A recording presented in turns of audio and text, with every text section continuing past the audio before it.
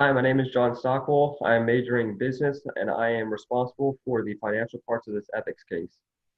Hi, my name is Kavian Phillips. I'm a junior majoring in accounting, and I will be covering the practical portion of this project.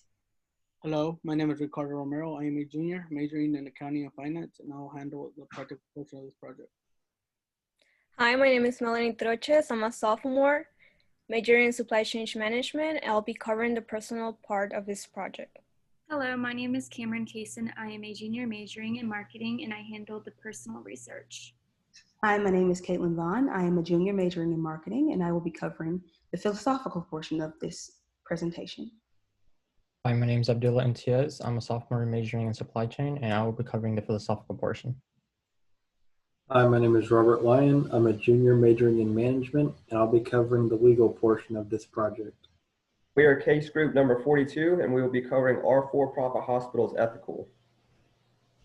When looking at the financial section, we can see, how have for-profit and nonprofit hospitals affected people? The facts. For-profit hospitals have a 19% higher in medical costs when they bill their patients. And part of this is due to the fact that they are solely focused on profit and revenue, and they also provide unnecessary procedures and medications to patients that don't need it for their diagnosis. When looking at for-profit hospitals, their death rate is 2% higher, and that is also in regards to the fact that they are solely focused on for-profit and revenue rather than the well-being of patients. When looking at nonprofit hospitals focus on providing proper health care and making sure that patients have a good return on their health when they leave the hospital, and that they're not having to worry about their health and the cost of procedures being done. They're not profit driven. So that means that your patients or your doctors are going to be more focused on you and not just trying to give you medications and procedures that aren't going to benefit you. And then doctors will only provide what's necessary and not needed. Practical. How is universal healthcare practical? Two reasons universal healthcare is practical is first, expensive insurance premiums would become a thing of the past. Universal healthcare would relieve the insurance strain on American citizens. On average, U.S. citizens pay upward of $100 per month and even more for those with pre-existing conditions. Second, as of now, healthcare in the U.S. is limited to income. Implementing universal healthcare would allow all citizens to receive the same level of care no matter their income. Two reasons universal healthcare is impractical is that universal healthcare would negatively affect the healthcare industry as private sector hospitals would no longer have potential for profit. Second, hospital resources would become limited to government budgets and patients could only receive care within the new financial constraints. Is universal healthcare good for nonprofit or for-profit hospitals? Nonprofit hospitals get an advantage in universal healthcare. Universal healthcare makes healthcare cheaper and makes for-profit hospitals lower their price for the same care they provide. Some cons for universal healthcare are that it forces healthy people to pay for others' healthcare and makes wait times longer for people who come in. Personal. How is COVID-19 affecting those most susceptible of contracting it? The physical and psychological well-being of healthcare workers. COVID-19 has affected the physical and psychological well-being of many people, including healthcare workers. When the outbreak worsened, in mid-March, the majority of the nonprofit hospitals were at their full capacity, compared to for-profit hospitals that show a lower number of patients. An article published by the U.S. National Library of Medicine, National Institute of Health, said that the physical and psychological well-being of healthcare workers in nonprofit hospitals was being affected due to the amount of work and constant stress and fear of getting infected.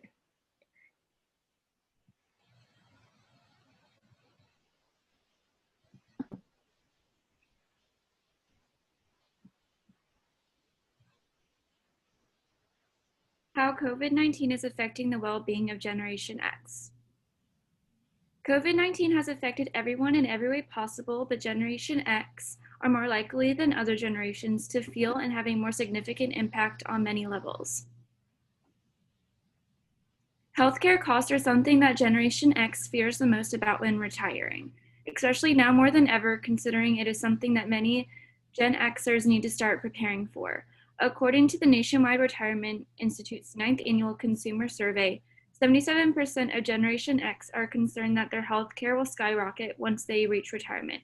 Another impact that COVID-19 has on Generation X is their well-being and health. Younger lives, including Generation Z, X, and Y are being put before elders in hospitals, which is very unethical. Philosophical. The failure of Hillary Care was an event that took place in the middle of the 1990s. It all started when Hillary Rodham Clinton presented the first bill towards socialist medicine to the Congress. They vehemently were against it, especially those who were conservative and belonged to the Grand Old Party. This all connects to the ideas of individualism versus collectivism, which are two ideologies that can be found in everyday American society. A popular novella by Ayn Rand that was published in the early 1900s by the name of Anthem often misrepresents what collectivism is. It shows it in a negative light and shows that if we are collectivists, then we will lose all sense of individuality. This has led to the blurred lines of thinking, meaning that people have chosen a side rather than believing that they can have ideas that come from both ideologies. This has led to a stasis, which has stopped the progression of our healthcare, which has also led to a stark division of hospitals, meaning that those who are individualists would be more for profit hospitals, and those who are collectivists would be more for nonprofit hospitals, because nonprofit hospitals would cater to everyone, while individualists with the for-profit hospitals would cater to those who have more money. Nixon's health plan and its impact. Nixon's health plan used public funds instead of adding a new tax to be easier on the people. For-profit healthcare became really popular after the HMO Act. The HMO Act basically allowed the private sector to become available for people to use, so there'd be more options. But no one really used it until the National War Labor Board froze the salaries during and after World War II. This meant that they would be giving salaries instead of giving people insurance. People needed money at the time, not insurance. So they turned to the private sector, and that's when the private sector became a lot more popular. Who's to blame for the rising cost of healthcare? Everyone really has their own part to take. For-profit companies only accepted healthy and young people so they could actually make a profit. This is very unethical. They would only look at young people's, because old people would be going to the hospital more often, which meant it'd be more expensive. If young people don't really go to the hospital as much, they can be used to make a profit off of. These companies were more business-minded. They weren't very ethical. Who's to blame? I'd say everyone has their part to blame. You go to your doctor, ask him why your bill's so expensive. He's going to turn to the supplier and say, all this equipment costs a lot. You turn to the supplier is going to blame the government for the rules and regulations on why their stuff is so expensive. The government's going to blame big pharmaceuticals, and big pharmaceuticals are going to go back and blame the government. So everyone really has their own part to take in. Legal. How do existing healthcare regulations affect treatment during a wide-scale crisis? So there's few existing regulations that really apply here. We have a right to privacy, not have our private information told to people who don't need to know it outside a healthcare facility or within. We must consent to treatment or have our legal representatives consent for us. And our healthcare providers must ensure that we receive the best quality of care possible. It is the responsibility of individuals to obtain healthcare and afford it. But in the current crisis, many insurers, as well as Medicare, have made that free of charge or low cost. So right now, one of the big issues is experimental treatment. That's what's driving a lot of the progress as far as treating coronavirus. So for example, hydroxychloroquine was tried a lot back in March and April with relatively good success, but also low success in other areas. It's very important that consent be obtained from patients before trying such a thing, because it does pose very real risk to them, both physical and financial, and that consent should be informed and not coerced. Now, that being said, the difference between for-profit and non-profit healthcare, they're both subject to the same laws.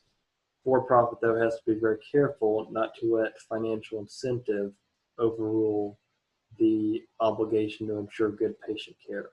They should not allow greed to take over. Conclusion, though both have their lapsed in ethics, for-profit hospitals are more open to scrutiny due to the low ethic values for their offerings, and increasing the regulations of their healthcare system is in dire need for both quality of life and life expectancy to increase in America. When looking at nonprofit hospitals, we can see that nonprofit hospitals are unethical because of their need to produce profit and not their need to make sure that patients' healthcare is well directed. When we look at nonprofit hospitals, we can see that they're not focused on profit, and their sole purpose is making sure that patient outcomes are good.